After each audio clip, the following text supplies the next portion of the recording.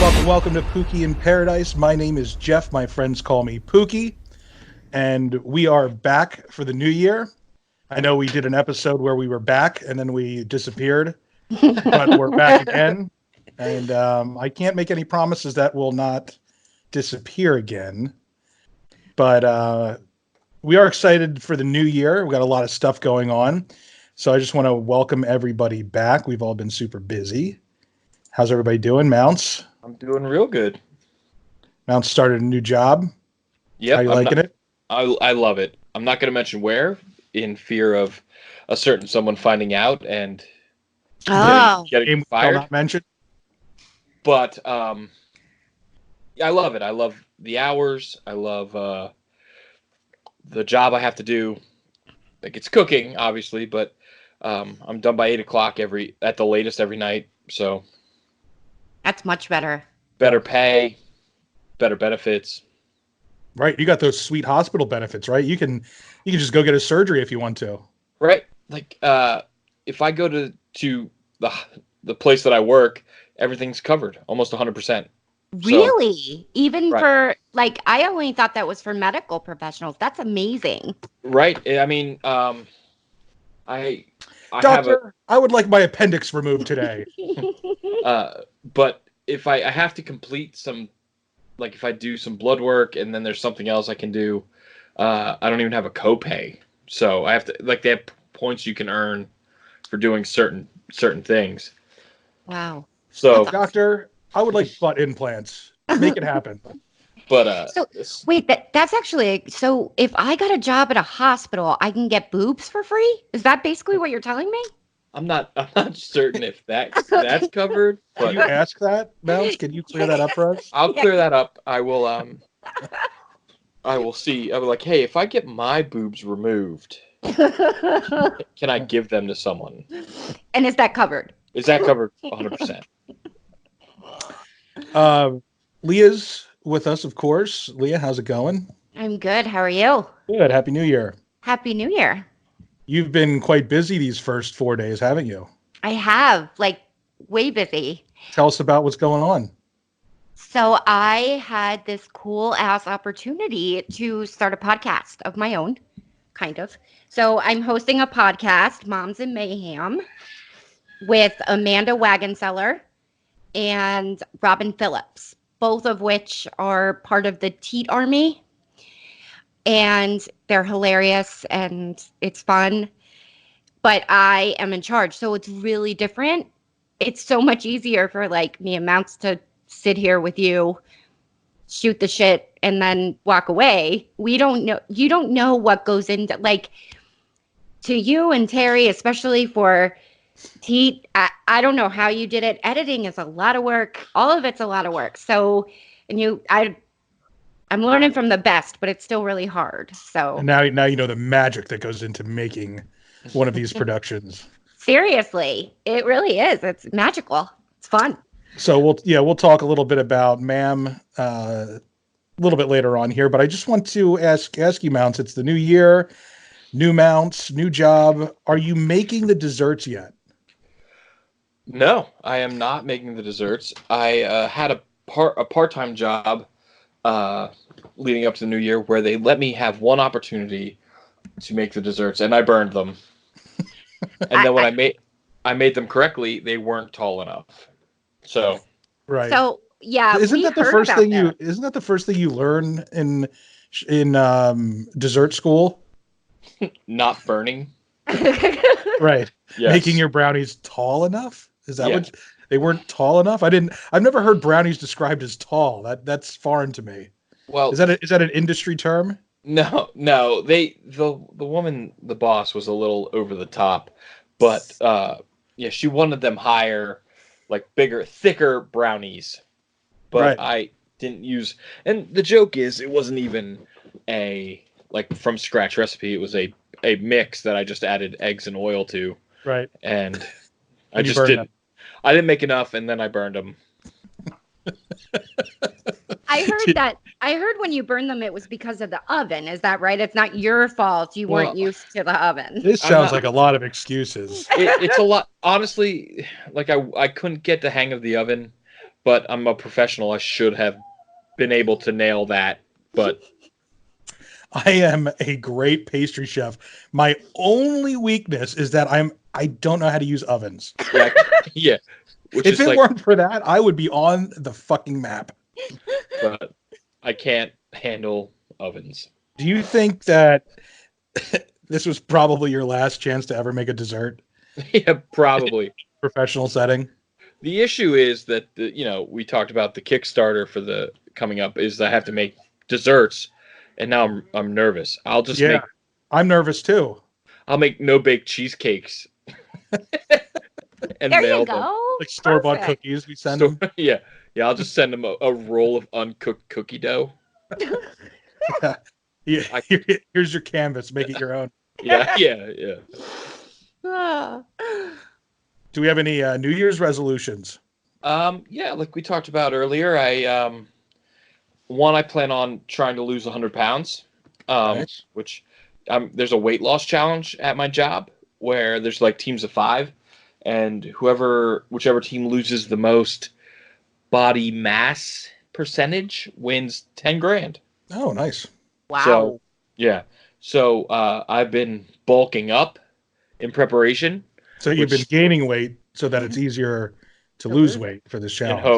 In hopes. But It's a smart move. Yeah. but then, seeing as I have diabetes, my blood sugar kind of got out of control. So I've been feeling shitty lately. But I stopped all that. I'm going to start getting on the right track. But I don't want to lose too much weight until it starts, which is like 2 more weeks. So. Right. I think, well, this is the kind of thing. This is almost like the Mounts Marathon, but there's no running, and you need to carb load for the next 2 weeks. Right. I want to instead of hit just the night before. I want to hit the weigh in. I was trying to get to 400 pounds. I'm at like 310. Nice. So I was Pure, right under pure muscle too. I was right under 300. It was so funny. So I just met these new people at my new job, and like I joined this team. I knew one kid there. Was this the first team you ever picked first for? I mean, obviously Right. they want you on their team. Right. And yeah. And I said, the only problem is like I'm 300 pounds, but most of that's my cock. And I don't know how they're gonna weigh that separate. And everyone is like, it's all black dudes, and they're like, shut up. But yeah. So I plan on losing 100 pounds, and I plan on in a month having a YouTube channel up, which I've said forever, but I've been writing shit and creating for every day this month. So Good. So if I don't see it this year, I'm completely losing faith. No, I want to learn. I've been watching YouTube tutorials. I want to learn how to do everything involved with this business. This is what I want to do going forward. If I could not cook a day in my life, I would love it. If I could just make videos, do what we do, I would love it. Well, you're going to have to stay at the hospital for those sweet surgeries. Yeah, well, no, I'm going to use all the.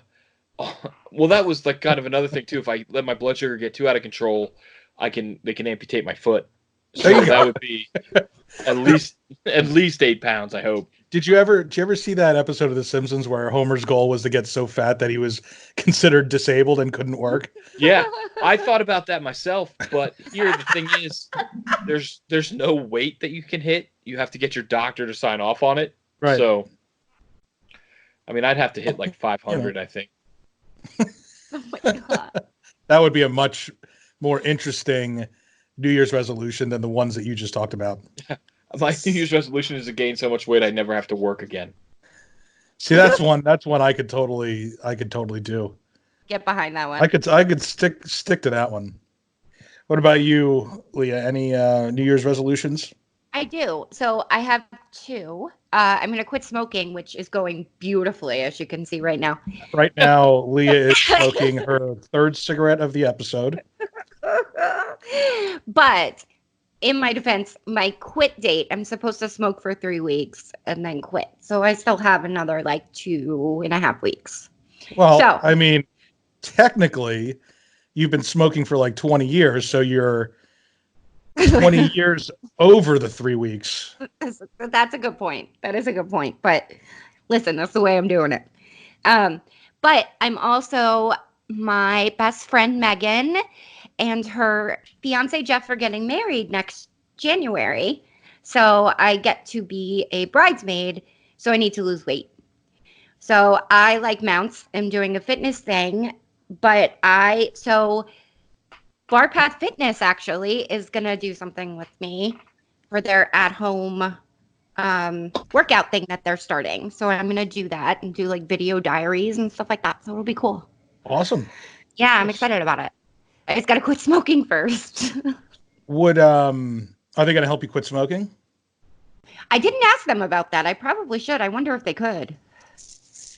If you guys haven't checked out Barpath Fitness yet, amazing ladies have their own business, their own fitness business out of Colorado, and they're trying to create a platform where they can help work out people all over the place, not just in Colorado. So check them out. You can find them on Facebook, Instagram, and it's literally barpathfitness.com.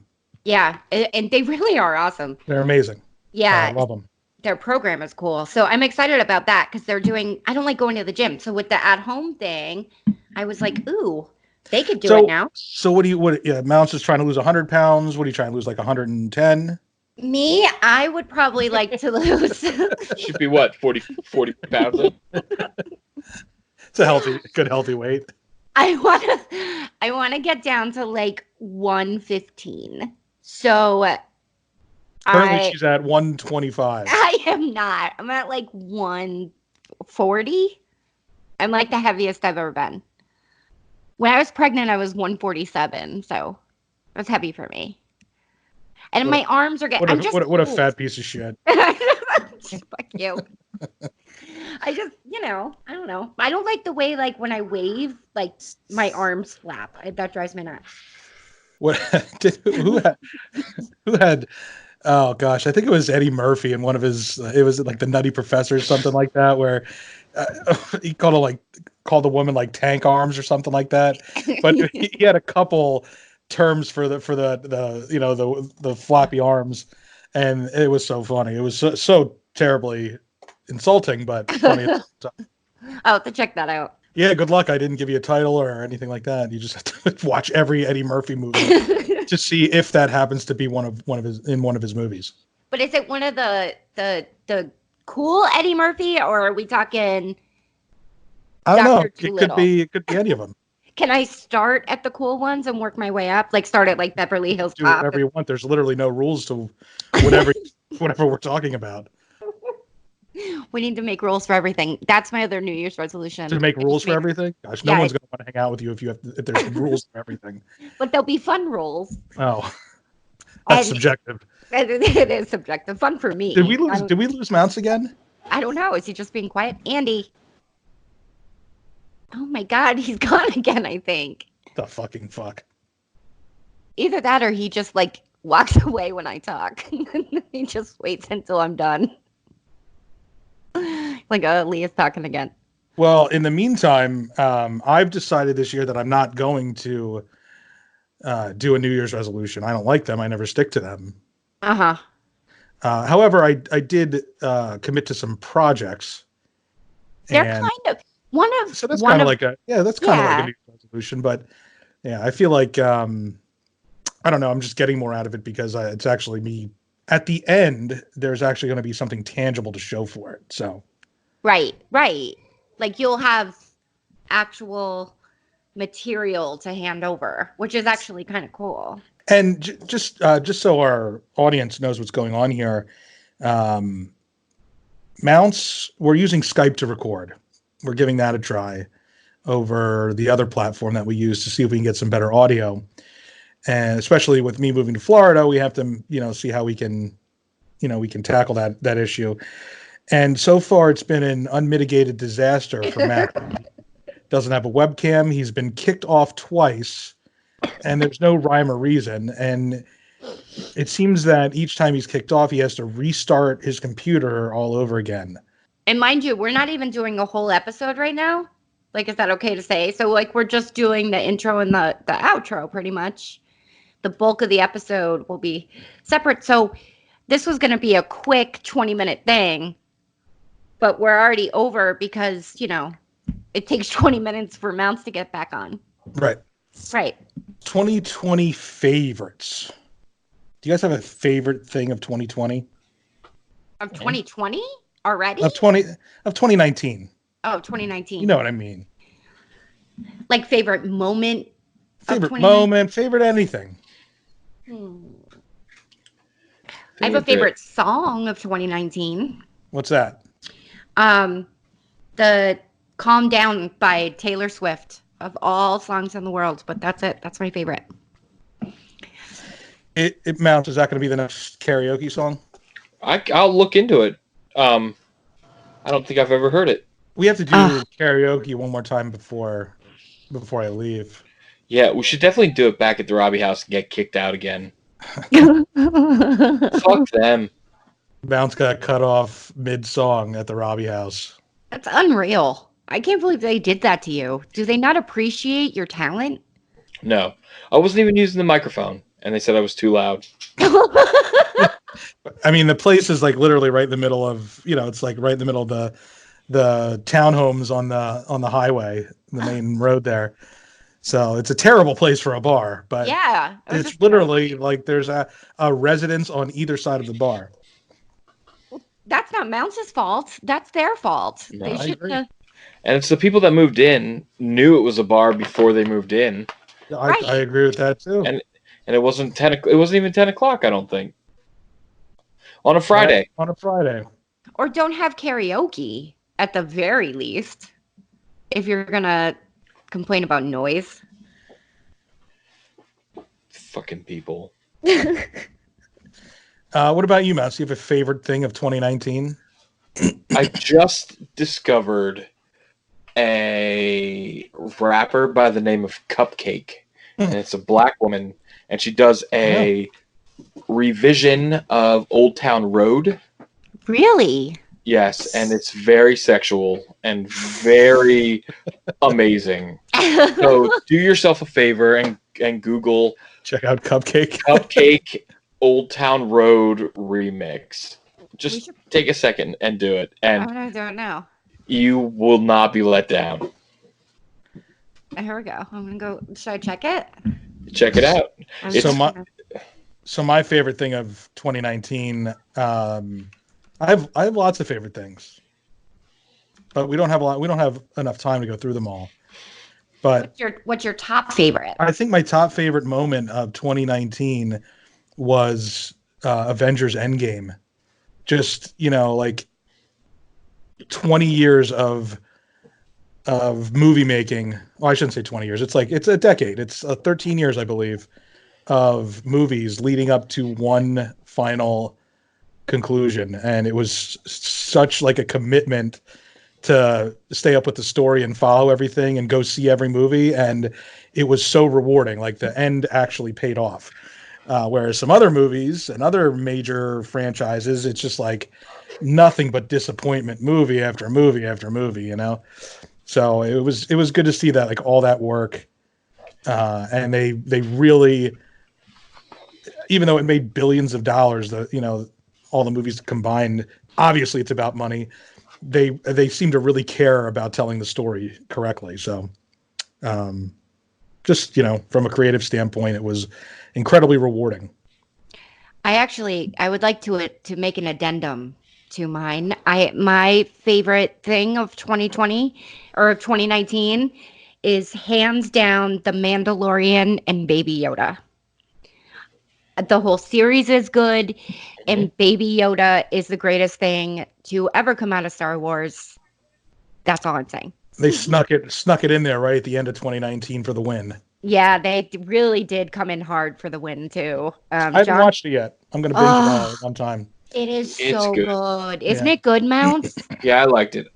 I liked it a lot. It's everything that you're let down on with the Star Wars story, and you know how Jeff, you said to me, I look too far in depth into a story that doesn't have that much depth. Right. It's a very simple concept with a lot of flashy, cool things happening.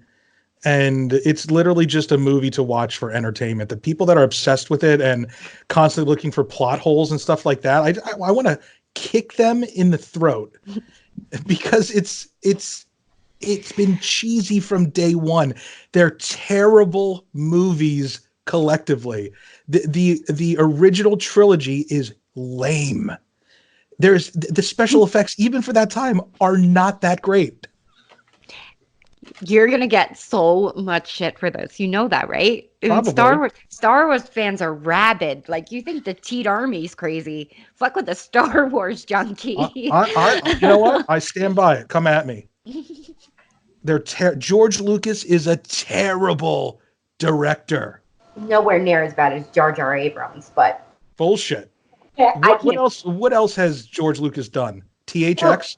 Watch that Yes. movie. It's horrible. I've seen THX. It is horrible. Horrible. I'm not gonna lie. It absolutely is horrible. The brilliant directors out there get amazing performances from their actors and actresses. Mark Hamill is a horrible actor. He really is not great. Horrible. He's not. Harrison Ford is a legendary actor. He was horrible in the Star Wars movies. Yeah, he wasn't good. Liam Neeson, and in the prequel trilogy, and who's the other guy? He's a great actor. The guy that was in Big Fish. What's his name? Ewan McGregor. Yeah. Oh, Ewan McGregor. I think he's great. Horrible performances. He is so good as Obi-Wan Kenobi. I disagree. Oh, I think that. See, I think it could have been. I thought it was a great choice for casting, but George Lucas is a terrible director. And wait, Liam Neeson. He ruined his own. Liam Neeson was Qui-Gon in the first one. Qui-Gon, first one. Oh, yeah, I'm thinking. Okay, all right, sorry. Now that being said, I enjoy watching them because for entertainment purposes, they are fantastic. And there's some great moments that happen, iconic moments, and that's exciting.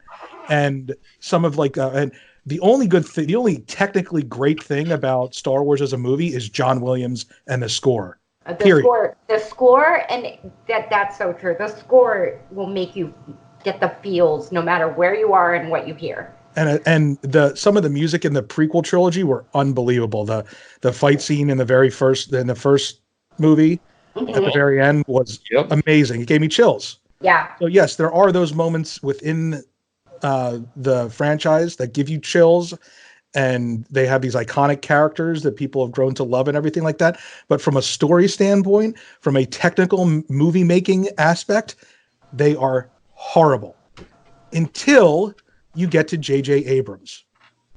I totally disagree. He is a brilliant movie maker. Dude, The Last Jedi was horrible. I love The Last Jedi. That's the only one I liked. That wasn't J.J. Abrams. I know, and I like that one. It was an unmitigated disaster. I loved it. Horrible. The only thing I didn't like is the whole tearing down of Luke Skywalker, but the rest of it was really good. I enjoyed that one a lot. There was that moment where she. Oh, okay. That is the stupidest thing I've ever seen in my entire life. Yeah. You mean to tell me, when did that come out? 2017? 17, yeah. They couldn't do a better job, and they did a terrible job explaining of how Leia became this Jedi master. Right. Until the most recent movie, you realize she went through the training. It's fucking ridiculous. It's horrible storytelling from beginning to end. And it's not a great franchise. It's again, technically speaking, from making a movie, because all the other ones in between are better movies and better shows. Even the cartoons are better. Well, that's where I was going. So I just started watching the Clone Wars, the cartoon. So good, way better than the movies, I admit that. But everything you feel about Star Wars, I really truly think Jon Favreau in The Mandalorian is going to change your feeling. It almost doesn't feel like a Star Wars story. It's so good. There's not a lot of crazy iconic moments. It's a lot of dialogue. It's a lot of character development. It felt different. Do you agree, Mouse? Yeah, I do agree.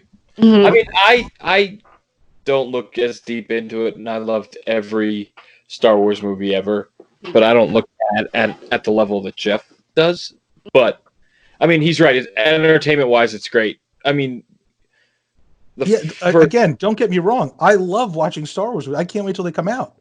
I'm just saying, the people that try and poke holes in it and try and attack the story part of it, like, oh my God, Disney really messed up this past trilogy.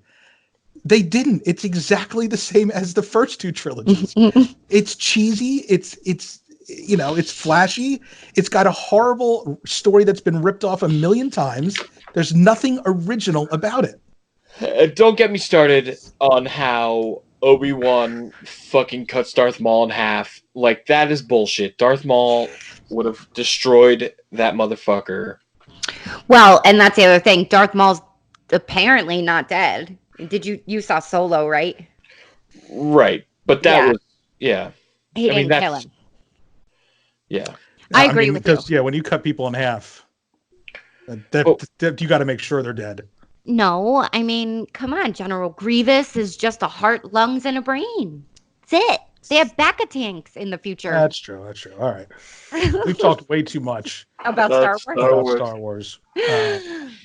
Let's keep going.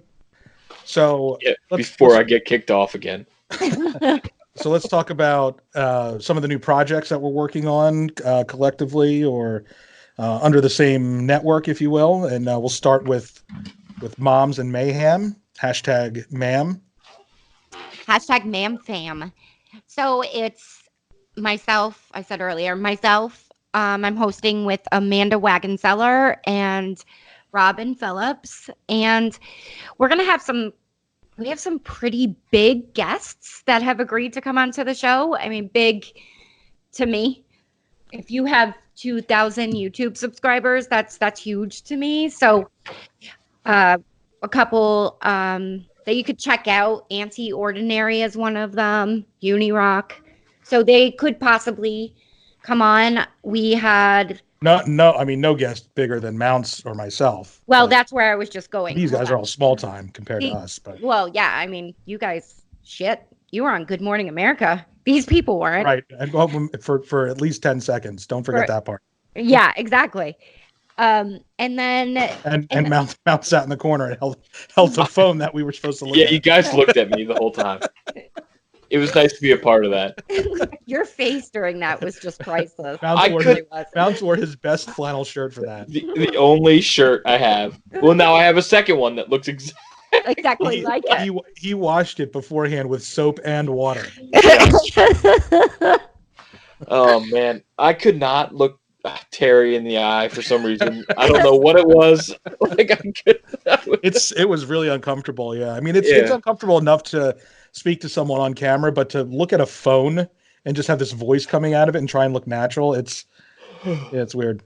Yeah, the whole thing. Yeah, it's weird. It's very weird. But I mean, how are you guys getting along? Are you guys gelling as a unit? We are gelling. I don't know how you cannot gel with these two women, because on the surface they would look like they would be friends, but they're so different. And all three of us are so different but so similar. But especially Amanda, she's definitely our sweet person, I guess you could say. She's me at 32, so it's interesting.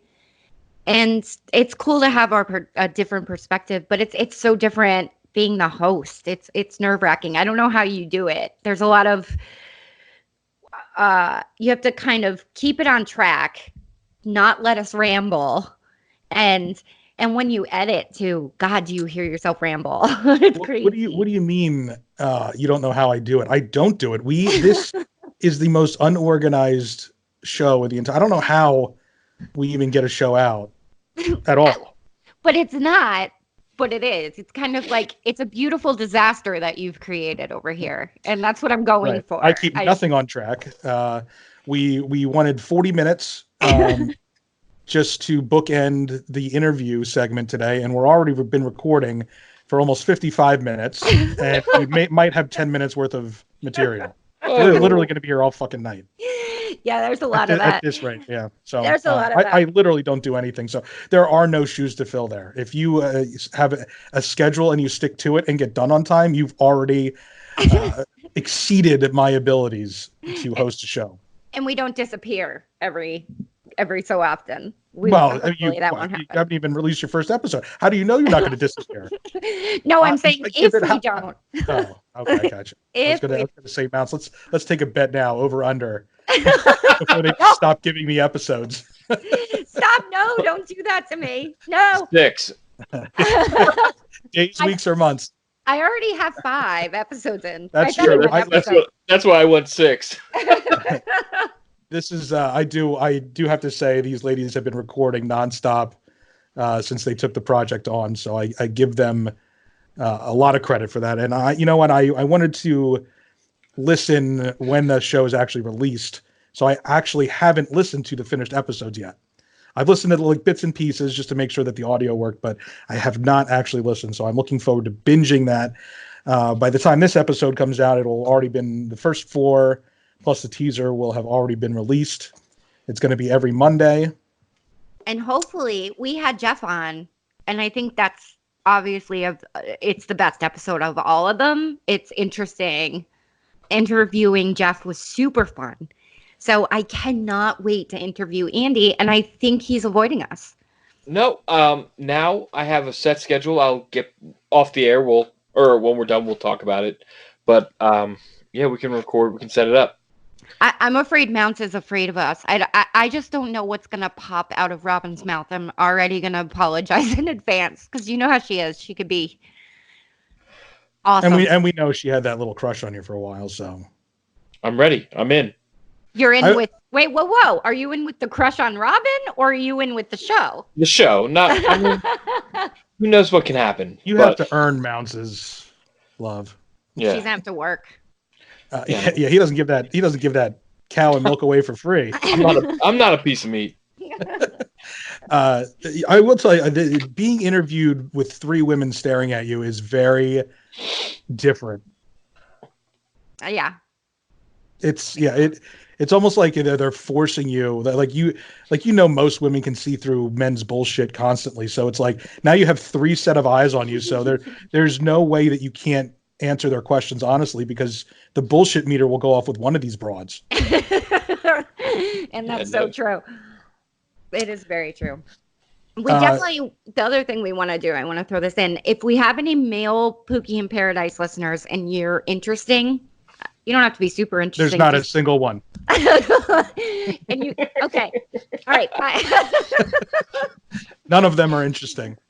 And that's why they're listening to us and not on with us. But if you want 3 chicks to come to your house and talk to you on a podcast from your bed, email us at momsandmayhempodcast@gmail.com. Because I think that idea is brilliant. I love the idea. I don't think anybody's doing it, but to do an interview from someone's bed in like an intimate setting like that is great. Male or female, actually. We'll interview. Yeah, right. Absolutely. Yeah. So another project. This is one that I'm kind of just working on. I've titled it, and it might be a working title. I'm not sure. I liked it at first. Now I'm rethinking it, and then I liked it again. So I'm sticking with it for now. But it's called Soup Year 366. I love that title. I love it. It's you can find it. You can follow the journey on Facebook. But essentially, what it is, I've decided that this year I'm going to eat a different soup every day of the year. It is a leap year, so there's 366 days in a year, and I have a feeling that one extra day is going to throw me off. Whole thing's going to fall apart. Right. Just because of that one day, I'm going to find 365 soups, and then the last day, I'm not going to be able to find a different soup. I'm going to have tried them all. Do you have 365 soups lined up, or? Oh no. That was a great question. No, I have about 12, plus like restaurant soups that I want to do before I move to Orlando. Yeah. But then I'll figure I'll have a bunch of new restaurants to try in Orlando and their soups. And also, I plan on making some soups, like going after some soup recipes. But really what I want the documentary to be, I want to find fellow soup enthusiasts and either make soup with them. Sounds so gay. No, man. Oh my God, wait. Well, I just got a picture of Jeff walking up to people in restaurants going, do you like soup? Right. Do you want to make soup with me? Right. I'm going to get arrested, sent to a mental institution. I want to get the story behind. Like, there's a lot of cultures out there that lived off of soup because it's something that's cheap to make and it's, it goes a long way. So there's a lot of history behind soup, and God damn it, I'm going to find out that history. So I actually love this. This is like my favorite thing that you're doing. This is my favorite thing. I love this because I love soup too. So I can't wait to find I wonder if Campbell's makes 366 separate soups. they have like 140 flavors now. It's crazy.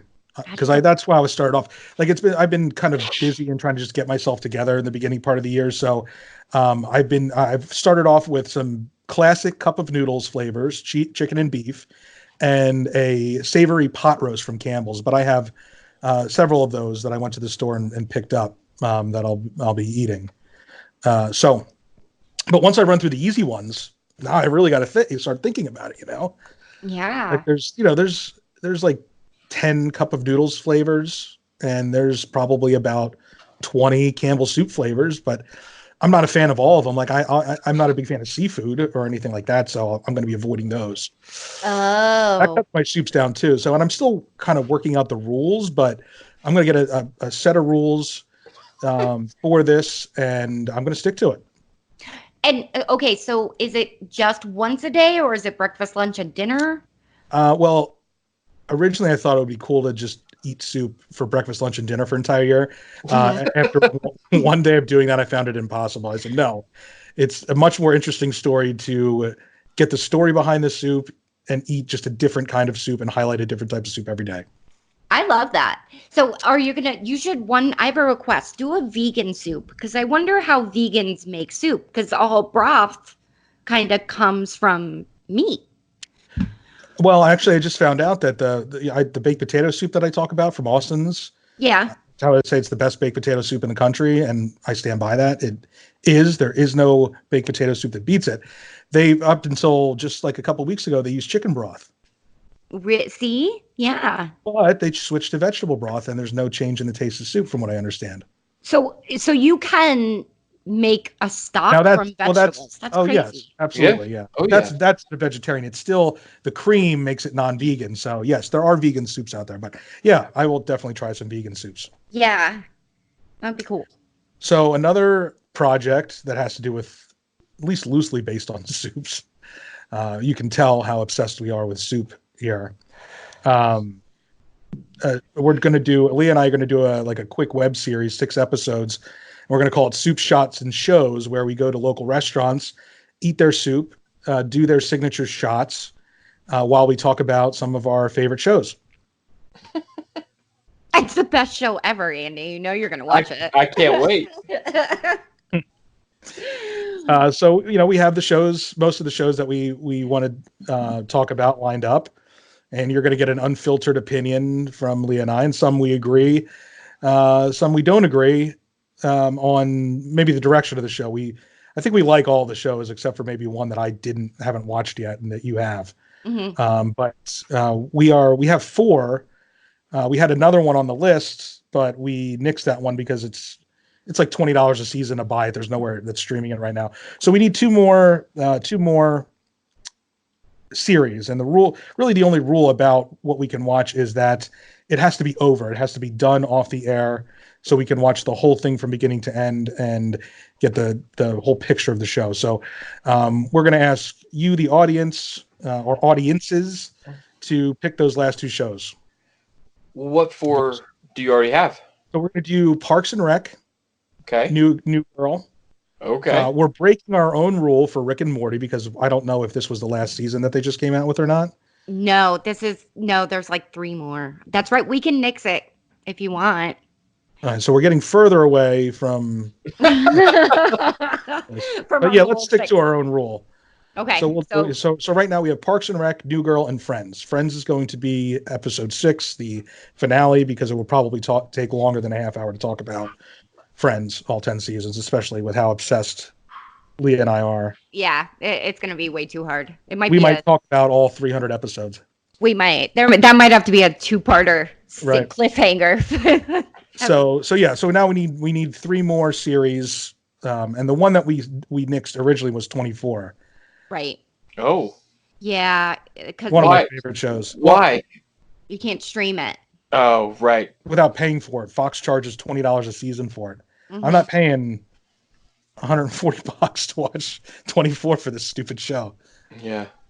That first season was probably the best season Oh yeah, of television I've ever watched it's ever. so incredibly innovative for network television. I've never been more like I hadn't watched an episode of it. No, I haven't watched an episode of that show until the episode before the season finale. We Mhm. watched it. We were somewhere, and I had to watch. We couldn't stop watching it then. Like I had to go back and watch every episode. And the first 4 seasons, I think I watched. I couldn't stop. Yeah. Well, my parents brought it to my attention. They rented. Remember, you could rent Yeah. like the first 4 or the first 6 episodes of the. You can rent the individual DVDs for the whole season. So we rented like the first 6 episodes of that season, and we watched it, and we drove back and rented the other 3, and literally that was my first experience binging anything. We were obsessed. Yeah. We bought the first season, and Joanna and I watched it. Like you would sit there and watch 6 episodes, and look at the time and be like, "I got to be up in like 4 hours. We could watch 2 more episodes." Mm-hmm. Like I couldn't stop. Yeah. The only other show that got me like that was Prison Break. Yeah, I hear that. Everybody's obsessed with that show. The first season of Prison Break was amazing. Didn't it like really get terrible right after that? Well, I mean, spoiler alert, they eventually break out, but then So there's not much of a show then. Well, then once they're out of prison. There's 5 seasons, and the first one they break out, the second season's them on the run, but then they get locked up in another prison. But he knew how to get out of it, and then there's if you break out of one, you break out of them all, right? But I mean, you get so invested with these characters in the first season that you'll watch all 5. Like you love all the characters so much, you're like, well, shit, I need to know where it ends up. Maybe we can do that one. I'm not sure. Yeah, that show and The Wire are the 2 shows. Oh my God, The Wire was awesome. I've never seen it. I started The Wire and I never finished it. It didn't hook me right away. Neither did The Sopranos, but maybe we can do one of those shows because the hour-long shows are on such short notice here. We're trying to shoot these before I leave, so we have 3 weeks to watch all this television, which is wonderful. What a great job we have. Right? Too bad we don't get paid for it. Right, that's the only problem.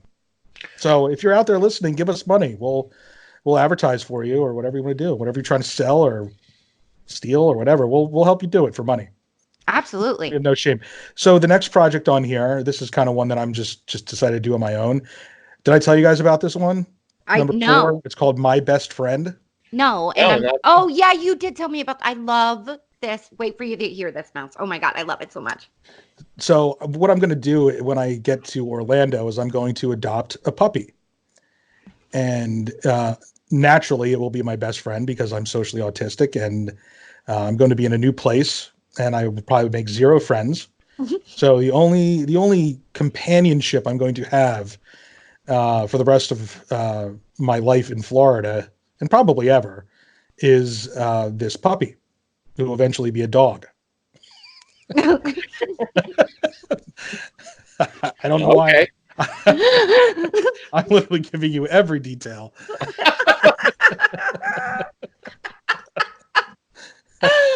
Oh man, the weed's kicking in. Yeah, it is.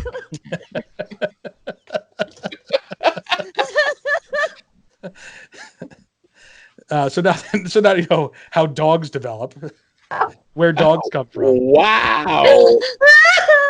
So I'm going to just continuously document our lives together from day 1 to the day the dog has to be put down or dies. So it's going to be me essentially getting all excited about this little puppy because I love them, and us training and doing stuff together. I'm going to try and get it registered as a service dog so that I can literally take him or her everywhere. So there's constantly going to be video of us just experiencing life together.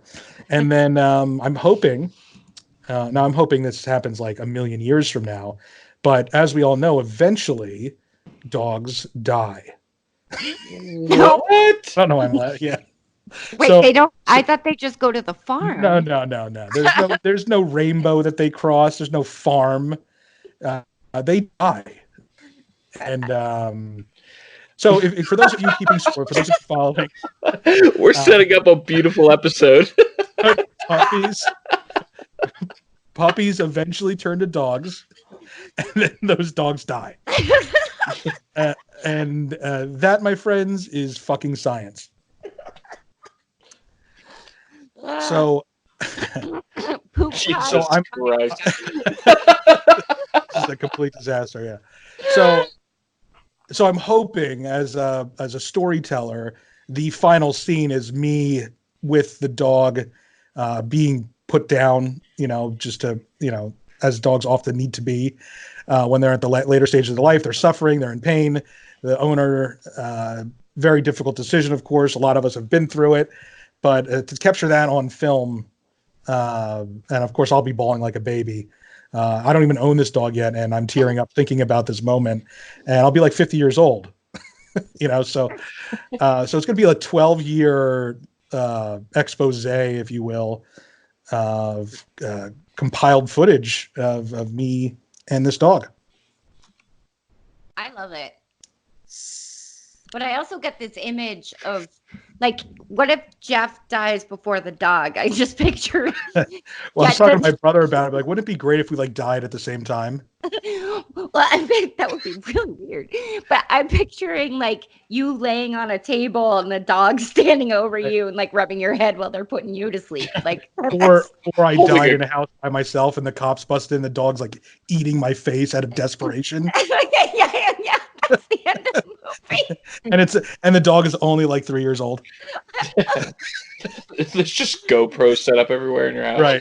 Right. It's almost like the Blair Witch, only a lot weirder, and Oh my God. it ends with the dog eating its owner because it's starving. This just took a really fucked up turn. Yeah, this really. So I'm going to scratch my best friend from the project list because we've completely ruined it. It's not even going to be Spoiler alert. a sweet story anymore. I'm going to die a young man, and the dog's going to eat me. Jesus Christ. Yeah, this is not appropriate for children, by the way, which is funny because our guest is a small child. So she's not even going to be able to listen to her own episode. Oh, Okay, sorry, so- Layla. Right, sorry. You can listen to the interview part. So before we take a break and get to the interview, let's talk about our guest, Layla Vangrossi. She is an up-and-coming YouTube sensation. I can feel it.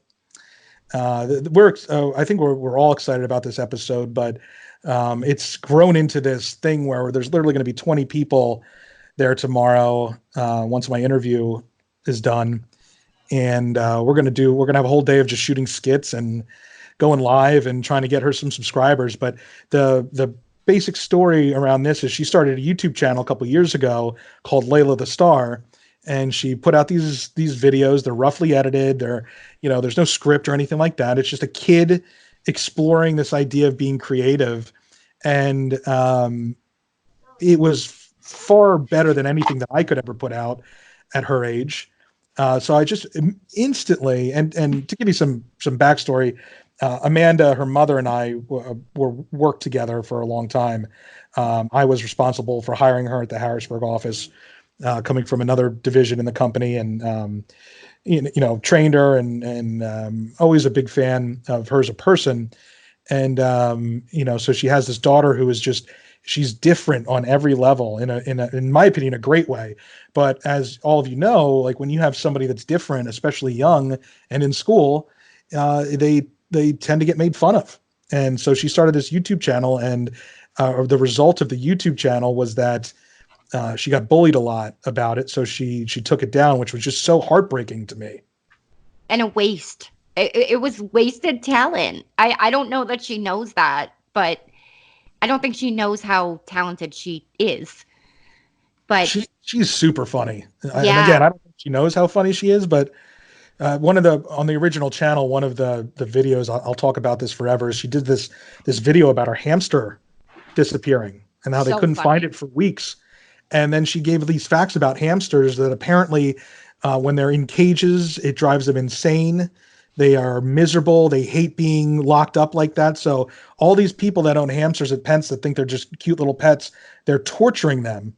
And I guess this is proven in studying the brain patterns of hamsters in captivity. So she's going through all these morbid hamster facts, and then she closes the video by just going, "Oh yeah, my hamster's probably dead." It's really They funny. haven't found it in 2 weeks, it's like brutal honesty. And I just found it just so dry and funny. And again, I don't know if she knows that she's doing it. Well, I'm going to ask her tomorrow, but it's if it comes natural like that, It's even better. even better. Yeah, it's way better. I want to tell whoever was bullying her to really go fuck yourselves. Yeah. I know probably like at the time 10-year-old kids, but frankly, I don't really like kids that much, so I don't feel bad about telling them to go fuck themselves because you're assholes. You're going to grow up to be assholes. You're going to be that guy in Can't Hardly Wait that still goes to high school parties at 32 because the best years of your life were when you captained the football team, that sucked. Oh my Thing. So, and to the parents who are raising those assholes, go fuck yourselves too.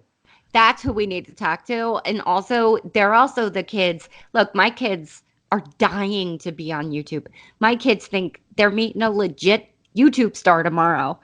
The reason that she got bullied is because Layla had big enough balls to do it herself. That's why. And they don't have the balls to do it. And you're raising little obnoxious assholes, parents. Fuck you. Yep. Who are going to grow up to be complete failures. Right. Because they're afraid to do anything because you made them molded them into the perfect little social fucktards. But that's neither here nor there. Right. And so my goal here is not only to try and get her a few subscribers, so it can appease the short-term goals, but I hope that when she sees how many people showed up to make a big deal about this, that she will know that it's okay to just be yourself. Yeah. Absolutely. Because I think Amira Hyman and I were talking about this because her son, who's a legit YouTube influencer, he's got like 40,000 followers. He's going to stop by and do a video for his channel, try and introduce her to his followers and see if it brings any over. But we were talking about this, about how like when we were in school was our whole world. Like that's as big as our world was. So if we messed up, if we got labeled, that was our label for the next 10 years. Right. Absolutely. I think like him being there too, like how cool is that? Like, and he's autistic, so he's got a lot of the same challenges where he's different and he gets picked on. But some of those kids that picked on Layla probably subscribe to his YouTube channel. Right. And they're going to be like, holy shit. Probably subscribe to hers too. So she does have, she has a YouTube channel up now. She said, fuck it. And I'm going to do it anyway. And it's just called Layla Vangrossi. And there's a lot of great things. Her latest video is really funny. I don't know if you guys got a chance to watch that, but no, not yet. It's good. But I know Mounts and I were picked on as kids. We used humor as a like defense mechanism and a buffer between that. I don't know how you felt, but I felt like if I could make the people that wanted to kick my ass laugh, yeah, I had less of a chance to get my ass kicked. Although Mounts, you started a lot of fights and then talked your way out of them, so I don't know what your angle was. But, but we were both. The point is, we were both picked on, and there's terrible parts of the internet that we just talked about. But there's also great parts of the internet, and the greatest part of the internet is it opens up the whole world to everyone, and what you come to realize is you're not as different as you think you are. There's other people out there that are like-minded and that will enjoy whoever you are. And the internet helps us find those people. Absolutely. While we're taking a break, pause and go over to Layla Vangrossi and subscribe for her. Welcome back, everybody, to Pookie in Paradise. And we are here with a much anticipated interview guest, Layla Vangrossi. Layla, thank you for being on the show. How are you? I'm great. Thanks for letting me be on it. Been very excited for this for weeks, and it's finally happening. Well, we're very excited to have you. For those of you that don't know, Layla is an upcoming YouTube celebrity, and we want you all to go and check out her channel. Mm-hmm. We have a couple things planned for today. One being this interview, but we're also going to do a couple skits. We're going to do a skit for your YouTube channel. We're going to do a skit for the Pookie in Paradise YouTube channel. So we're excited to do that kind of stuff. But I wanted to talk to you a little bit about kind of like what inspires you to make these videos, because I've watched your channel. I watched your original channel. Yeah. And I don't know if you realize how funny you are. Do you know how funny you are? Sort of. Like, I know that I'm confident about my editing skills. I feel like I'm like very proud of myself because of it. It is a very thing that I've been doing for a long time. I'm very proud of it. But see, the editing makes it most funny. I try my best, and sometimes I doubt myself. But like other people tell me that I'm doing good, and then like I kind of believe myself. So let's go back to where you started. You started with an original YouTube channel called Layla The Star, right? Yes. And you had a couple videos on there that were fun. Was that your first attempt at creating videos and editing them? Yeah, that was my first attempt, and then something happened where it had to go. What do you mind sharing what happened? All right, I'll share a little bit of it. So I was embarrassed by some of the videos, and I was really nervous that people were gonna watch my videos in class because this kid said, "I saw your YouTube channel," and he was trying to be annoying, and he's obnoxious, and he's not the best kid, and he was messing with me and stuff, and so then he was like, "I'm gonna go tell everyone," and then he goes to tell everyone in the class, and then people were saying a lot of people already knew about my channel, and then I got super nervous because then like what if they saw something that was embarrassing, because it never came to my mind like ping, like people are gonna find out, like, so then I was like, oh no, this isn't good. So I started crying, and then I called my mom from school to tell her to delete it. I have really bad anxiety attacks sometimes, and that was one of them, and I got very nervous, and then that one was gone, and I didn't want everything to go, but it was either delete it or that was just basically the only option, the way I could do it, so like I just had to do that. So this kid especially was being a bully. Yeah, and a lot of kids were, but like he was one specific one that caused me to get upset. Why do you think they were bullying you? Do you think it was because they were jealous that they couldn't do the things that you were trying to do, or they weren't brave enough to make their own YouTube channel, so they felt that they had to make fun of yours? I mean, like, there are a lot, like, so before YouTube, it's been like that. A lot of people have been saying to me, like, oh, I don't like you, you're annoying. Like, before YouTube, I've always been a person that people have disliked. So I thought YouTube would be something that make me happy. And then that just added on to it. So I decided, okay, this has to go. Maybe I'll start again later. And then I ended up starting again. So I got to tell you that one of my favorite videos that I've seen and laughed at myself a ton was your hamster video. Oh my gosh, that one, yeah, that was on the old channel. I was trying to be like entertaining about it. Like I was inspiring myself by other people because like I see other YouTubers that inspire me and stuff. So just because that video is not available on your new YouTube channel, when it was up, I told everybody about it to go watch it because I thought it was so funny. It's essentially the story about how your hamster got lost. And you started reciting these facts that you learned about hamsters. One of them being that if they're stuck in a cage the entire time, it's like torture to them. Exactly. So essentially, anybody that owns a hamster that leaves it in a cage is torturing these poor creatures. That is true. I learned that from someone who worked at the place with the different animals.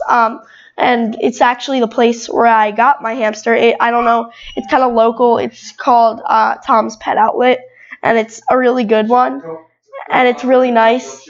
And I actually really liked it there. but the animals are so expensive, and then the hamsters are like small things to get. So they were like, how about a hamster? So it turns out your hamster was missing for 2 weeks, and then you ended the video by saying, "Oh, he's probably dead," which I thought was the funniest part of the video because you were so brutally honest about what was truly happening there. Excuse me. Yeah, I was like I was just assuming. Like I always think negative, but like in when I'm making videos, I'm trying to make my negative thoughts a little bit funny, like making like humor about like sarcasm, like what most people do. I try to do what like other YouTubers do because they've always inspired me, all of them. It's just like something I've always had, and like I'm really excited for this interview because I feel like my YouTube dreams are coming true. Well, I hope that we can at least help you step forward in those dreams. And I have to tell you, I'm very jealous of you because when I was a kid, there wasn't editing software readily available. There wasn't, we didn't have cameras on our phones. All that stuff was really expensive. We had to edit by using 2 VCRs. Do you know what a VCR is? No, but I've heard the name. Yeah, no, I don't know. That's how we used to watch movies. We used to put these big bulky tapes into a machine, and they would play through the machine. Oh wow, that must have sucked. Yeah, it did suck. You're 100% right. And then like looking back on it, you guys have all this technology available to you, and it's just I'm so envious to see someone taking advantage of it, taking the initiative to do on your own. So. You got rid of the old channel. You decided to start a new channel. What made you decide to say, screw it, I'm going to make these videos. I'm going to put them out there for people to see. I don't care what anybody says. When did that moment come? So I don't remember all of it, but I remember, okay, I really want to do this. And I was thinking but something I thought was really crucial to remember. You have to think okay, since this is going out there, everyone's gonna see it. It has to be something you don't mind showing. It can't be me. That's why I was afraid of the other one because some of the stuff there I didn't realize. Oh, people at school are gonna see this.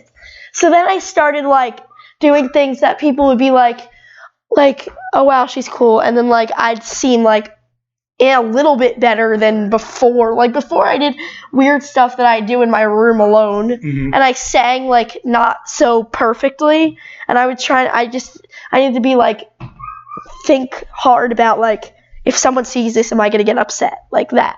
I gotcha. That makes sense. And as far as this relaunch of your YouTube channel, is it something that you're enjoying doing? Are you still getting bullied at school because of it, or are people kind of starting to leave you alone now and just letting you do your thing? Some people are starting to leave me alone. Some people are still holding on to it, but I don't care at this point. I have way more subscribers than I did before. I had 50 something back then. Now I have 74, which is really an accomplishment. And then yeah, I'm very excited because this is something that I've always streamed. See, when I was little, when YouTube wasn't that big, what you said about it, there were little videos, a certain one was this cat playing the keyboard. That was one I watched, and I always laughed at. And I always laughed at the older videos because it was all the way back in where I was how old, 5, and I always talked to myself pretending I was doing a YouTube video. And when I was really little. It was my favorite thing. I was a little kid. I always watched toy videos, and then it moved on to I watched popular stuff for my age, and then I started trying to do what they do, and then that's how my channel started. I started doing what other people did. So let's back up there a second. So you watch toy videos, as in other kids playing with the toys? All right, I was okay. First off, I was all right, let's back up a little. Because it seems to me that it would be much more fun to play with the toys yourself. I was 7. I was 7. Ask my mom. She thought it was the dumbest thing in the world. And I was always right now, I do not understand why I did that. I had no logic whatsoever. So, it was as much as I love YouTube and the stuff that's on there and the stuff that you can find, There's a couple things I don't understand. I don't understand watching other people play with toys. I don't understand it now, but back then I thought this is the best thing in the world. I didn't get it. I don't understand why people watch other people play video games. Oh my! Why don't you just ask my brother about? Ask my brother why is that enjoyable? Because all he does, he goes. I'm like, what are you watching? He goes, I'm watching this kid play Minecraft, and I'm like. Ugh. Right? Why don't you just play Minecraft? Exactly. Like, it's so dumb. And then the other thing is the big thing. One of the big things on YouTube is watching people unbox things. Like they order stuff from Amazon, and we're just watching them open stuff. Oh, I don't understand the attraction to that, but it's very, very popular. Things I watch now are like reaction videos, like where people react to something, which is funny because they're doing funny reactions. But like. Right now, I don't understand why people would watch like some stupid things on there.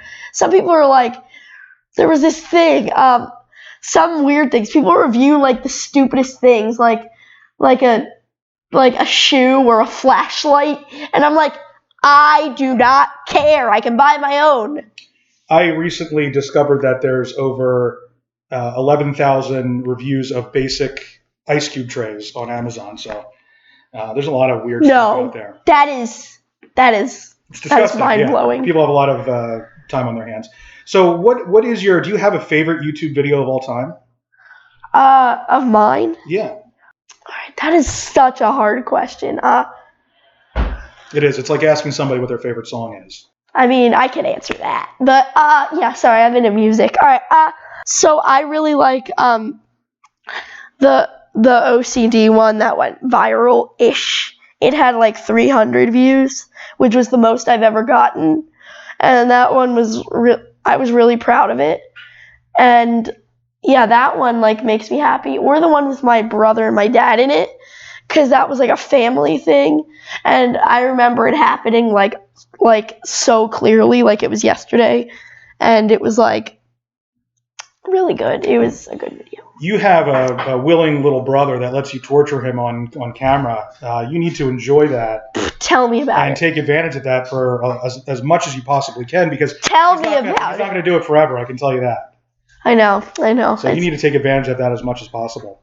So tell our listeners why they should check out your YouTube channel. What do they have to look forward to? I really need more subscribers because like I want to become famous. It's always been my dream, and also there's a lot of like comedy on there that all generations would enjoy, and I'm really excited to meet everyone that enters my channel. Like for some reason, like someone told me like the comment sections get turned off, which is really odd, but like so like you don't, but like even liking a video does so much for me. Subscribing does so much. You don't need to comment or anything, and even if you want to say anything to me, like follow me on Snapchat. Just look up my username, but it's on Snapchat.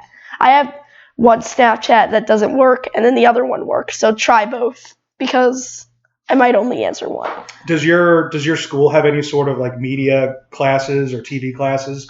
Like when I was growing up and I was starting in junior high and high school, our school had a TV class, and that's kind of how like I got into this whole thing.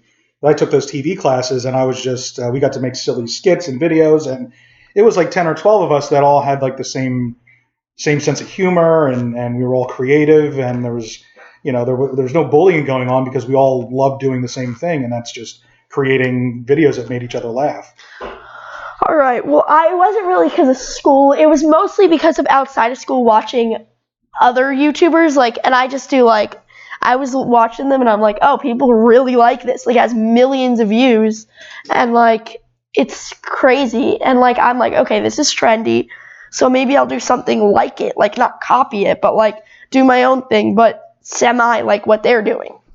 It's interesting when you look at the good parts and the bad parts about the internet. When I grew up, when I first started growing up, there was no internet. It didn't exist. And then when I was in junior high, the internet became a thing, and it's certainly not what it is today, but it started something. It started the ability to interact with people outside of your immediate circle, which in my case at the time was just the people in my school. So if you got labeled as something, or if you got made fun of in school, that we would end up being stuck with that label for the whole time. And now with what the internet's become, you can reach people that have the same mindset, the same inspiration as you, which is one of the best parts about the internet. So it's no secret that people like you and I are considered different. We're creative. We have different ideas, and we march to the beat of our own drum. And a long time ago, that was looked at as bad. But I think now we have the ability to reach people that are very similar in that manner, and the internet allows us to reach those people. It's an exciting proposition when you can put out your work and your videos, and a whole world of these people who subscribe to this idea and this creativeness are able to see it. Yeah, it's like when I see someone that subscribes, I get so excited. Like, I get really happy. It's something that gives me joy and stuff. And I always tell my friends to subscribe, and it always gained up. And whether it's people of my friends that just like me, or it's just people who enjoy the videos, I'm getting subscribers. Trying to achieve a goal and failing to achieve that goal, but at least putting in the effort. Exactly. Some people just to achieve the goal. Some people do these weird ways where they just run around and tell people. That's not fair. You're not doing it right. That's not what another famous YouTuber, a good YouTuber, with, let's say a YouTuber had millions, 1 million subscribers. That's decent, right? And then they have that. I can't imagine the only reason they got is they walked down the street saying, "Hey, subscribe to me," and walked away. They just get them from trying their best. So even if you don't even if you don't get enough, you're still trying. You don't need to try too hard just for nothing. There's a good reason for doing the right thing. I think if you ask the people that have made a successful career out of YouTube, it was a lot more work than it's perceived. A lot of people look at it and oh, they just got lucky. They made one funny video and it caught on. But the truth of the matter is it takes work to get your videos to go viral. And I think anybody will tell you that. So I want to ask you too, is there, do you plan on having a career in this? Do you plan on, how old are you? I am going to be 13 in a month. Okay, so you have a lot of time to figure out this. You don't have to make a decision today, but sitting here now, do you have visions of working in movies or TV or anything like that? All right, I plan ahead everything. You can ask my mom. I'm always okay, I'm going to do this in the future. She's you're only 12. But yeah, so what I would do is if I'm not a YouTuber, that's what I want to do. If that doesn't work out, my side plan is being a vet in New York. But the reason I'm moving to New York... Pretty ambitious side plan. Yeah, but What's your side gig? I'm a veterinarian in New York. Yeah, but, sorry. The reason for that is because, the reason I'm going all the way to New York is, one, I love the city, but the real reason is I want to try to attempt Broadway. It's always something I'd wanted to do. And some famous people go from Broadway to famous. Maybe I can do that if I want to reach all the way for the stars. I can maybe even become famous after Broadway, but that'll take a lot of work. So I'm going to just try my best and see what happens. Maybe I'll just be a vet, which is still good. Yeah, I would say that's not bad. If you shoot for the star and land on the moon, and the moon is being a veterinarian in New York, I'd say you did pretty good. Yeah. Also, I can tell you that one way to gain YouTube subscribers would be to make it on Broadway. So you could what I'm saying is you could probably do both if you end up going that route. Oh, okay. So tell us a little bit about the Instagram. It's news to me that you had to take it down. Was this recently that you decided to take it down? Okay, first of all, I'm blaming my mom. She was the one who told me to. I was very upset about it, but it was actually a good decision because a lot of people were bullying me on there just because I'm a little different in a way. I can be overly silly while everyone's all trying to be an adult. I'm just enjoy your life. Come on. So I just try to be myself, and some people admire that about me. Other people are this is weird. Why is she doing that? And then I'm I'm just trying my best. And yeah, so I had to delete it because other people found me different, and they're calling me at 9:40 where I have to go to bed early one night, which is to me like I used to go to bed at 9:30, sometimes 10 because like I like staying up late. I'm a night owl, but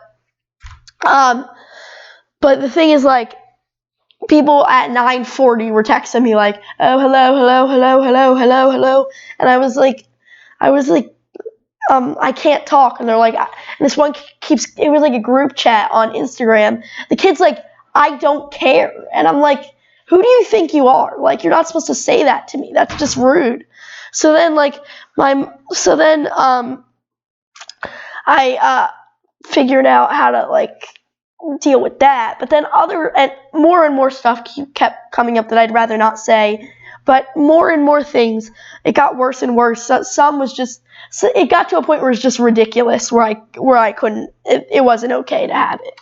Yeah, it's probably not worth it at this age. You have the rest of your life to deal with internet trolls. You should probably just enjoy not dealing with them now. Yeah. And just have fun and enjoy being a kid. So I also want to ask you a couple rapid-fire questions. You have a very nice family, and I'm sure you love them all, but I want to ask you, out of your mom, your dad, and Vinny, your brother, which one do you like the best?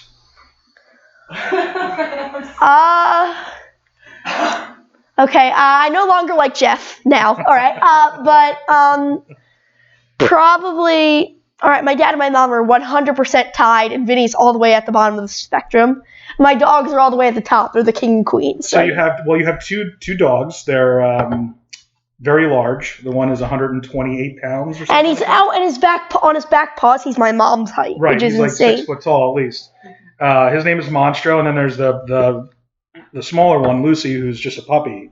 She's gonna be big though. Which one of those do you like the best? All right, it depends on the moment, but most of the time I like Monstro because he was my first dog, and he's so caring and sweet. I've always loved him. He's always been my baby.